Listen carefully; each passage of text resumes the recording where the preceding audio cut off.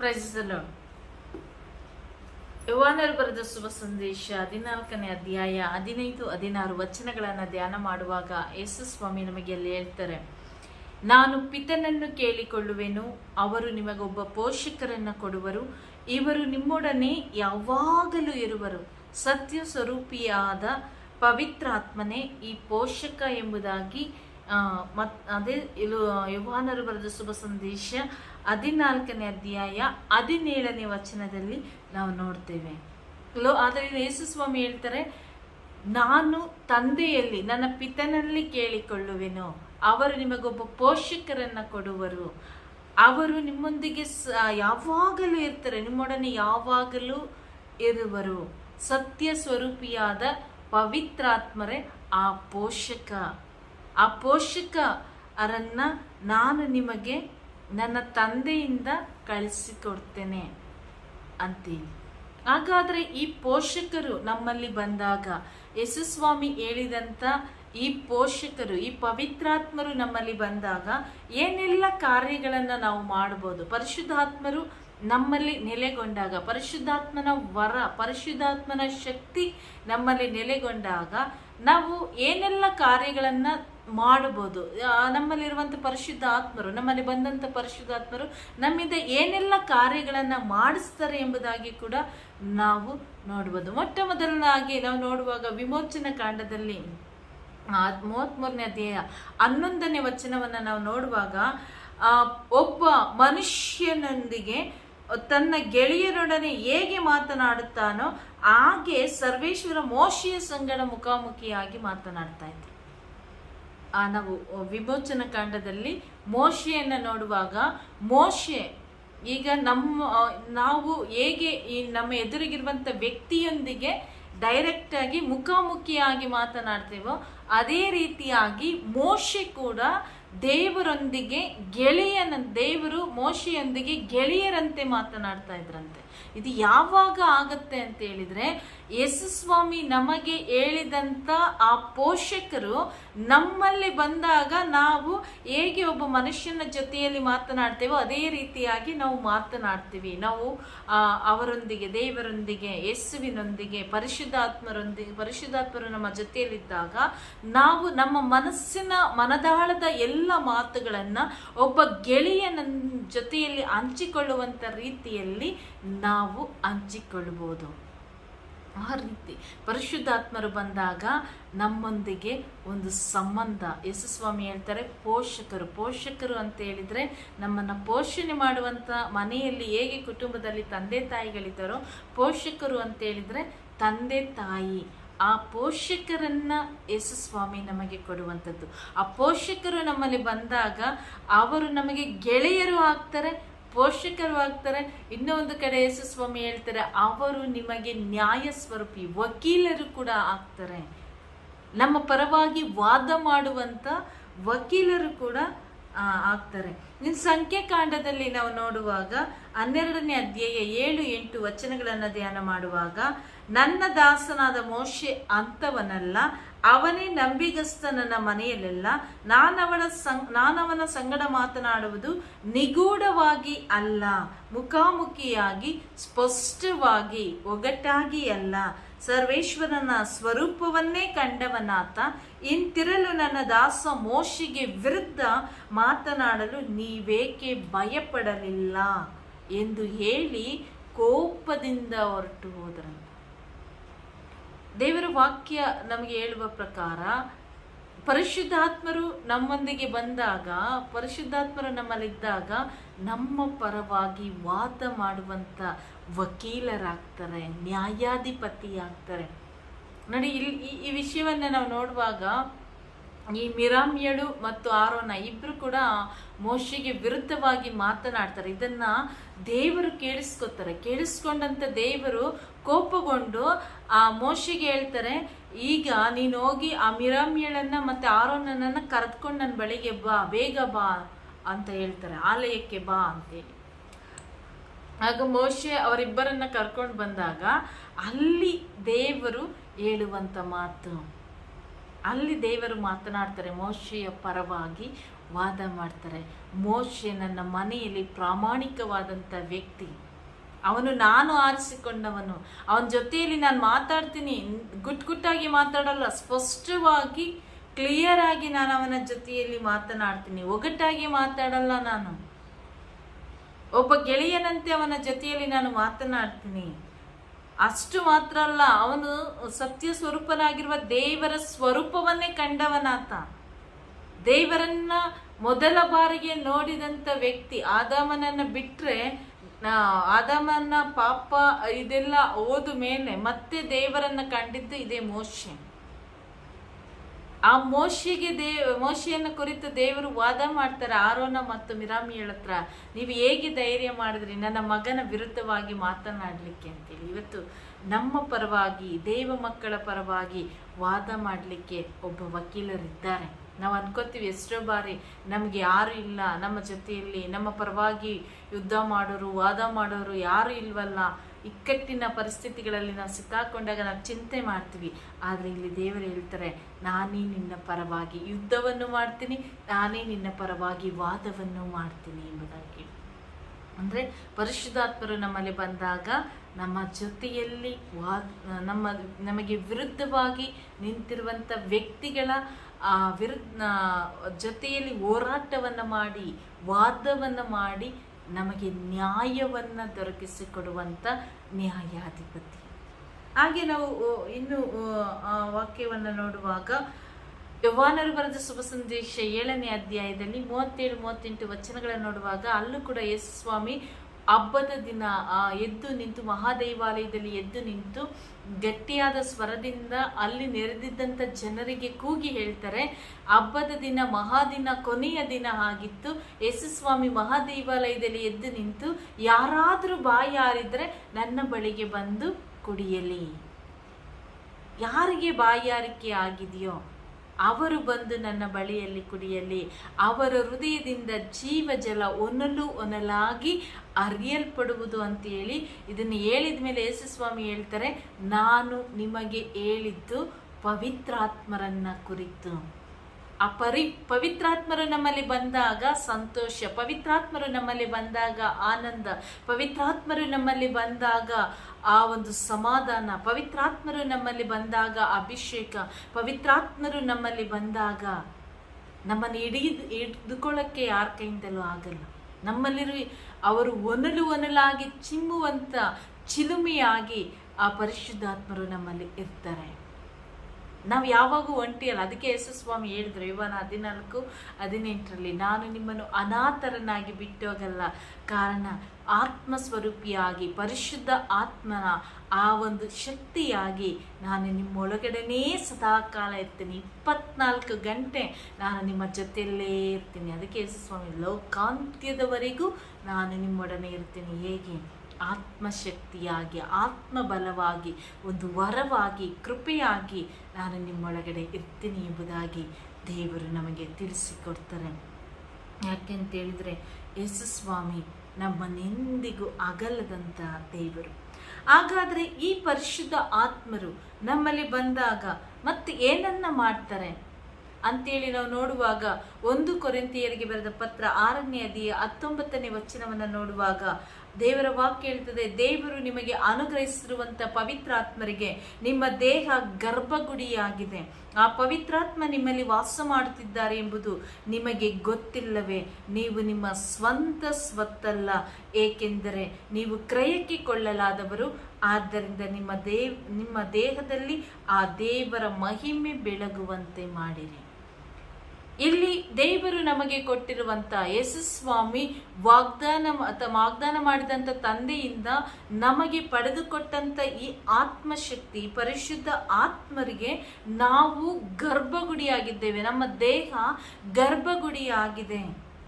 ಆ ಪವಿತ್ರಾತ್ಮರು ನಮ್ಮಲ್ಲಿ ವಾಸ ಮಾಡ್ತಾರೆ. ಎಲ್ಲೆಲ್ಲೋ ನಾವು ಕಟ್ಟಿರುವಂಥ ಗುಡಿ ಗೋಪುರಗಳಲ್ಲಿ ವಾಸ ಮಾಡುವಂಥ ದೇವರಲ್ಲ ನಮ್ಮ ದೇವರು.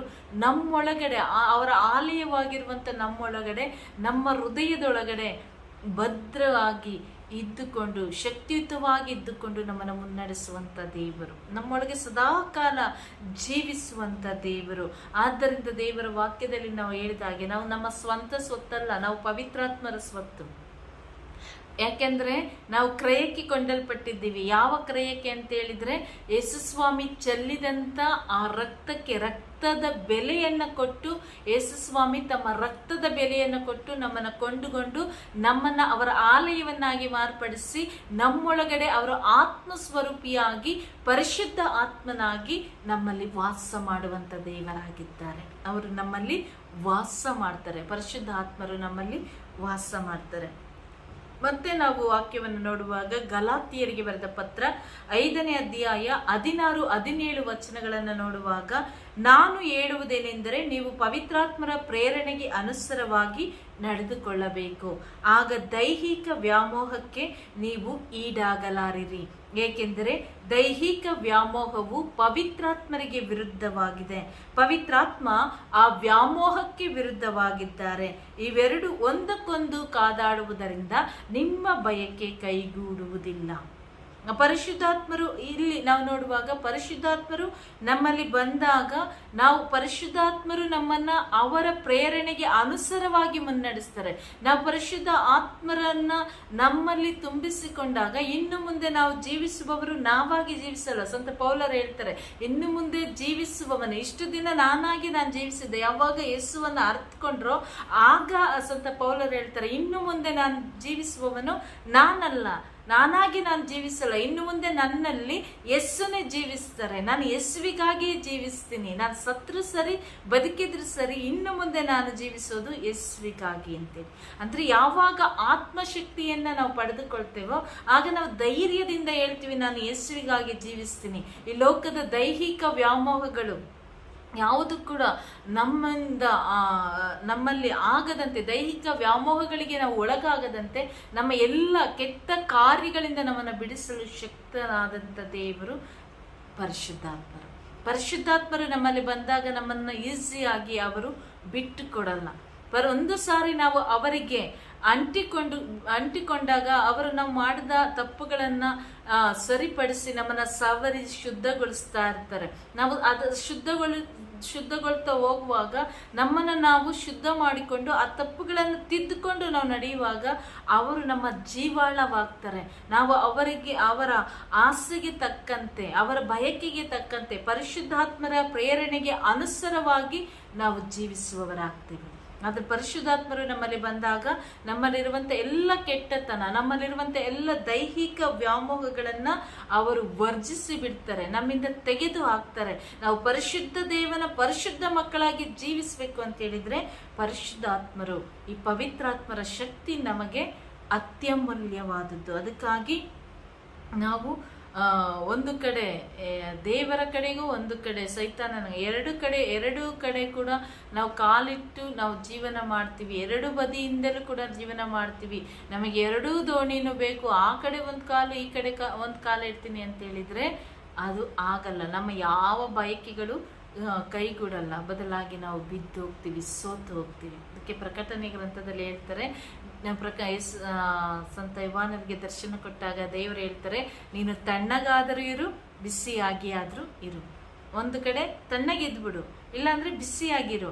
ತಣ್ಣಗೂ ಇರ್ತೀನಿ, ಬಿಸಿಯಾಗೂ ಇರ್ತೀನಿ, ಎರಡೂ ಮಿಕ್ಸ್ ಮಾಡಿ ಉಗುರು ಬೆಚ್ಚಗಿರ್ತೀನಿ ಅಂತ ಹೇಳಿದ್ರೆ, ಬಿಸಿ ಆಗ್ಬಿಟ್ಟಿದ್ದೀನಾ ಸ್ವಲ್ಪ ತಣ್ಣೀರು ಹಾಕೋತೀನಿ, ಕೋಲ್ಡ್ ಆಗಿದ್ಯಾ ಸ್ವಲ್ಪ ಬಿಸಿ ನೀರು ಹಾಕೋತೀನಿ ಅಂತೇಳಿ ಮಿಕ್ಸ್ ಮಾಡಿಕೊಂಡು ಜೀವನ ಮಾಡೋದಾದ್ರೆ ದೇವರ ವಾಕ್ಯ ಹೇಳ್ತದೆ, ನನ್ನ ಬಾಯಿಂದ ನಿಮ್ಮನ್ನ ಉಗುಳಿ ಬಿಡ್ತೇನೆ ಅಂತೇಳಿ. ಅದರಿಂದ ಪರಿಶುದ್ಧಾತ್ಮರ ನಮ್ಮಲ್ಲಿ ಬಂದಾಗ ನಮ್ಮಲ್ಲಿರುವಂಥ ದೈಹಿಕ ವ್ಯಾಮೋಹಗಳನ್ನು ಅವರು ತೆಗೆದು ಹಾಕ್ತಾರೆ. ಮತ್ತೆ ನಾವು ವಾಕ್ಯವನ್ನು ನೋಡುವಾಗ ಎಫೆಸರಿಗೆ ಬರೆದ ಪತ್ರ 4ನೇ ಅಧ್ಯಾಯ 30ನೇ ವಚನ, ದೇವರ ಪವಿತ್ರಾತ್ಮರನ್ನ ನೋಯಿಸದಿರಿ, ವಿಮೋಚನೆಯ ದಿನದಂದು ನೀವು ದೇವರಿಗೆ ಸೇರಿದವರು ಎಂಬುದನ್ನು ತೋರಿಸಲು ನಿಮ್ಮ ಮೇಲೆ ಒತ್ತಲಾಗಿರುವಂತ ಮುದ್ರೆಯು ಅವರೇ. ಎಲ್ಲ ವಿಧವಾದ ದ್ವೇಷ, ದೂಷಣೆ, ಕೋಪ, ಕ್ರೋಧ ಮತ್ತು ಕೆಡುಕುತನವನ್ನ ನಿಮ್ಮಿಂದ ದಮನ ಮಾಡಿರಿ. ಪರಸ್ಪರ ಕರುಣೆಯಿಂದಲೂ ಕನಿಕರದಿಂದಲೂ ವರ್ತಿಸಿರಿ. ಯೇಸು ಕ್ರಿಸ್ತರಲ್ಲಿ ದೇವರು ನಿಮ್ಮನ್ನು ಕ್ಷಮಿಸಿದಂತೆ ನೀವು ಸಹ ಒಬ್ಬರನ್ನೊಬ್ಬರು ಕ್ಷಮಿಸಿರಿ. ಈ ಪರಿಶುದ್ಧ ಆತ್ಮರು ನಮ್ಮಲ್ಲಿ ಬಂದಾಗ ನಾವು ಪರಿಶುದ್ಧತೆಯಲ್ಲಿ ಜೀವಿಸುವಾಗ ಯಾವುದೇ ಕಾರಣಕ್ಕೂ ನಾವು ಆ ಪರಿಶುದ್ಧ ಆತ್ಮರಿಗೆ ನೋಯಿಸಬಾರ್ದಂತೆ. ನಾವು ಒಂದು ಸಾರಿ ಪರಿಶುದ್ಧ ಆತ್ಮರನ್ನ ಪಡೆದುಕೊಂಡ ಮೇಲೆ ಪರಿಶುದ್ಧ ಆತ್ಮರನ್ನ ನೋಯಿಸದ ಹಾಗೆ ನಾವು ಆಗಾಗ ಎಚ್ಚರಿಕೆ ವಹಿಸ್ಕೋಬೇಕು. ಯಾಕೆ ಅಂತ ಹೇಳಿದ್ರೆ ದೇವರ ವಾಕ್ಯ ಹೇಳ್ತು, ವಿಮೋಚನೆಯ ದಿನ ಅಂದರೆ ತೀರ್ಪಿನ ದಿನ ನಮ್ಮ ಪರವಾಗಿ ವಾದ ಮಾಡುವಂಥವರೇ ಪರಿಶುದ್ಧಾತ್ಮರು. ಇವರು ನನಗೆ ಸೇರಿದವರು, ಇವರು ಯೇಸುವಿನ ಮಕ್ಕಳು, ಇವರು ಯೇಸು ಇವರಿಗೋಸ್ಕರ ರಕ್ತ ಕೊಟ್ಟು ಇವರನ್ನ ಪಡೆದುಕೊಂಡಿದ್ದಾರೆ ಅಂತೇಳಿ ನಮ್ಮ ಪರವಾಗಿ ನಾವು ಮಾಡಿದಂಥ ಎಲ್ಲ ಪಾಪಗಳನ್ನು ನಾವು ಒಪ್ಪಿಕೊಂಡು ಪಶ್ಚಾತ್ತಾಪದ ಹೃದಯದೊಂದಿಗೆ ಯೇಸುವನ್ನು ಅರ್ಥಕೊಂಡು ಜೀವನ ಮಾಡುವಾಗ ಪರಿಶುದ್ಧ ಆತ್ಮರನ್ನು ನಾವು ಪಡೆದುಕೊಂಡು ಪರಿಶುದ್ಧತೆಯಲ್ಲಿ ಜೀವಿಸಿ ಒಂದು ದಿನ ತೀರ್ಪಿನ ದಿನ ನಾವು ಆ ಕಟಕಟೆಯಲ್ಲಿ ನಿಂತುಕೊಂಡಾಗ ನಮ್ಮ ಪರವಾಗಿ ವಾದ ಮಾಡಿ ಇವರು ಯೇಸುವಿನ ಮಕ್ಕಳು ಎಂಬುದಾಗಿ ಹೇಳಲಿಕ್ಕಾಗಿ ನಮ್ಮ ಮೇಲೆ ಒತ್ತಿರುವಂಥ ಮುದ್ರೆ ನೋಡ್ರಿ. ಇವಾಗ ಒಂದು ಕೋರ್ಟಲ್ಲಿ ಕೇಸ್ ಮಾಡಿದಾಗ ಆ ಕೇಸು ರಿಜೆಕ್ಟ್ ಆಯಿತು, ಆ ಕೇಸು ಮುಗೀತು ಅಂತ ಹೇಳಿದ್ರೆ, ಕೇಸು ನಮ್ಮ ಪರವಾಗಿ ಆಯಿತು ಅಂತ ಹೇಳಿದ್ರೆ ಇವರು ನಮ್ಮವರು. ಈ ಯಾವುದೋ ಒಂದು ಆಸ್ತಿ ಯಾವುದಕ್ಕೋ ಒಂದು ವಿಷಯಕ್ಕೆ ನಾವು ಕೋರ್ಟಲ್ಲಿ ಹಾಕಿದಾಗ ಆ ಆಸ್ತಿ ಇವರದು ಅಂತೇಳಿ ಒಂದು ಮುದ್ರೆಯನ್ನು ಒತ್ತುತ್ತಾರೆ.